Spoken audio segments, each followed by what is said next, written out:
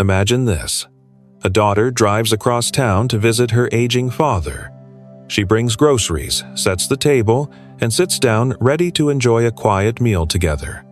But within minutes, she feels criticized, unappreciated, and distant. He doesn't realize it, but his words are quietly pushing her away. This story plays out in thousands of homes every single day. Parents speak from love, frustration, or habit, yet the phrases they choose build invisible walls between them and their adult children. Today, we'll uncover the words that slowly break families apart, often without anyone noticing, and what you can say instead to keep your relationships strong, warm, and connected. Phrase number 1. You never visit me. A son walks through the door, still in his work clothes. He's tired, but he made the effort to stop by his mother's house after a long day. Instead of a smile or a hug, the first words he hears are, "You never visit me anymore." Instantly, the warmth is gone. He feels guilty, even defensive. In his mind, he's thinking, "I'm here right now, and it's still not enough?" This is the hidden danger of that phrase. Parents don't mean to push their children away, usually it's the opposite. They're trying to express loneliness and longing. But the way it comes out sounds like criticism. Instead of feeling appreciated, the child feels judged. And over time, guilt turns into avoidance. Why show up if every visit begins with a complaint? The truth is, adult children often carry heavy responsibilities, careers, kids of their own, and the daily chaos of modern life. They may not visit as often as they'd like, but when they do, they hope for warmth and welcome, not reproach. So, what's the alternative? Try shifting the same feeling into gratitude. Instead of, "You never visit me," imagine saying, "I'm so glad you're here today. I missed you." Or even, with a smile, "It means a lot that you made time to come." These small changes make a massive difference. Your child walks into an atmosphere of love, not guilt. And when they feel cherished for showing up, they're far more likely to come back again. Because in the end, it's not the number of visits that keeps families close, it's how welcome and valued we feel in the moments we do share. Phrase number 2. When I was your age. It's Sunday dinner. A daughter is venting about her stressful job, long hours, difficult boss, bills piling up. She looks across the table, hoping her father will understand. Instead, he leans back and says, "When I was your age, I already had it much harder. You kids don't know what struggle really is." Her face falls. The conversation ends. She pushes food around her plate in silence. This is how a phrase meant to show resilience can actually shut down connection. When parents compare their own struggles to their children's, it often comes from pride. "I survived tough times, and so will you." But to the child, it feels like dismissal.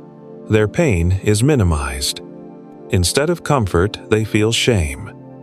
If my problems don't measure up, maybe I shouldn't share at all. Over time, this creates distance.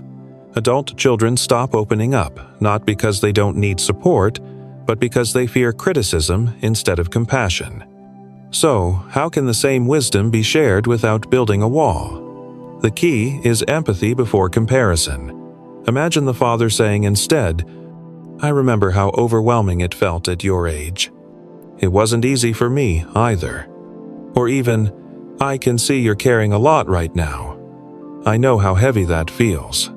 By validating the child's feelings first, the door stays open. Then, if a story about past struggles is shared, it becomes encouragement, not competition. Because what adult children need most isn't proof their parents had it worse. They need to feel understood, seen, and supported in their reality today. And when parents offer empathy instead of comparison, they become a safe place their children return to again and again. Phrase number 3. You only care about yourself. A daughter calls her mother to say she can't visit this weekend.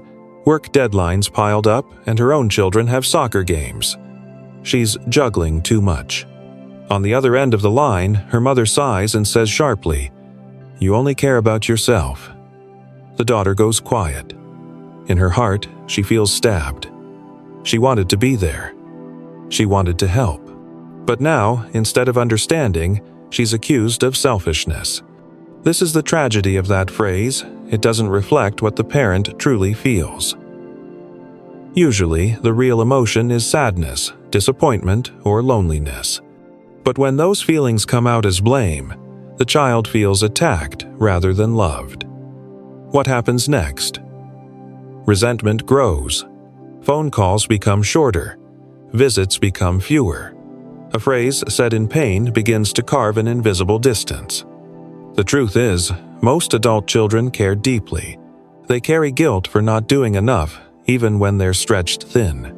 When a parent says, "You only care about yourself," it lands on an already heavy heart, making the child feel like nothing they do will ever be enough.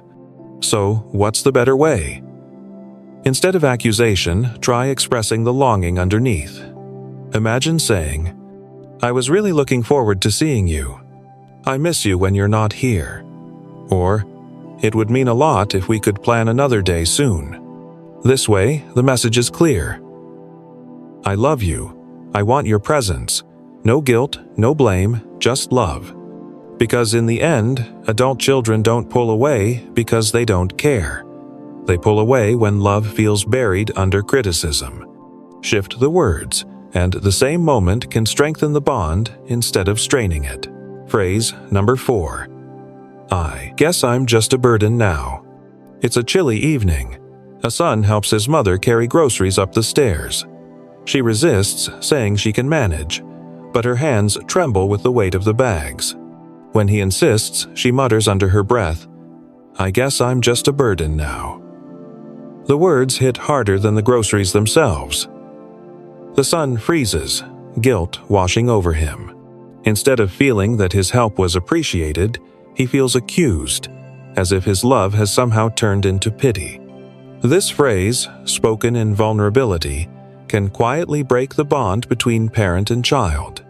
The parent may mean to express fear of aging or a loss of independence, but to the child, it sounds like rejection. It transforms a simple act of care into a painful moment of guilt.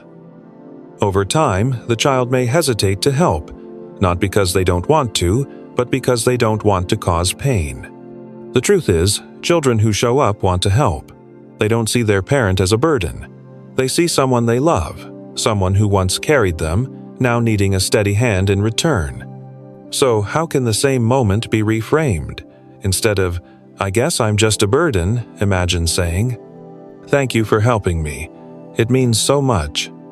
I don't like needing help, but I'm grateful you're here." Or even a simple smile with, "I couldn't do this without you." These words turn guilt into gratitude. They reassure the child that their effort is valued, not resented. Because, in the end, accepting help doesn't make someone a burden. It makes the bond stronger. It gives adult children the chance to give back, not out of obligation, but out of love. Phrase number 5. Back in my day. A son rushes into his parents' living room, excited to share some news. He's just landed a new job opportunity. His eyes light up as he explains the role, the technology, the possibilities. But before he finishes, his father interrupts with a heavy sigh. Back in my day, things were different. We worked harder. We didn't have it so easy.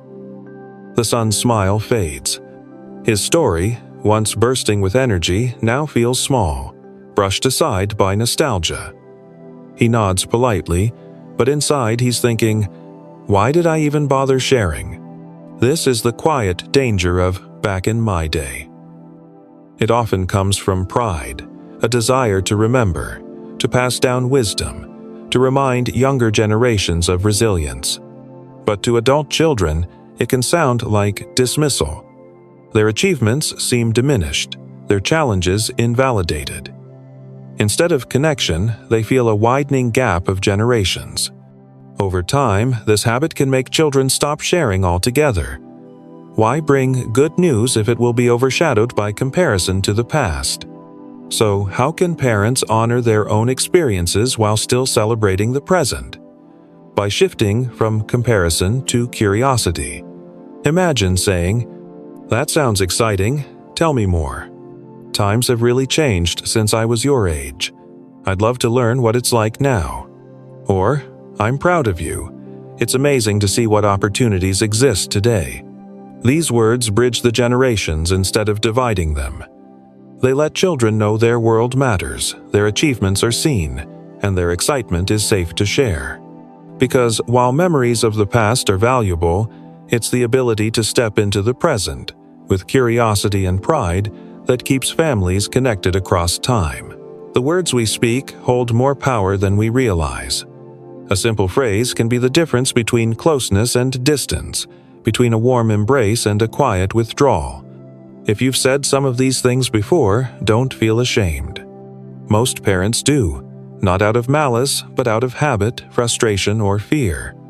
The important part is recognizing them now and choosing to speak differently moving forward. Because the truth is, adult children don't want perfection. They don't expect parents to always say the right thing. What they do want is to feel loved, respected, and welcomed, not criticized, compared, or made to feel guilty. With just a small shift in words, from blame to gratitude, from comparison to curiosity, from guilt to love, you can transform the atmosphere in your home. Instead of building walls, your words will build bridges. At the end of the day, relationships aren't sustained by grand gestures. They're sustained by everyday moments, by the way we talk to each other, by the way we make each other feel. So, the next time your child walks through the door, picks up the phone, or shares a piece of their life with you, remember this: your words can either push them away or pull them closer. Choose words that invite love to stay.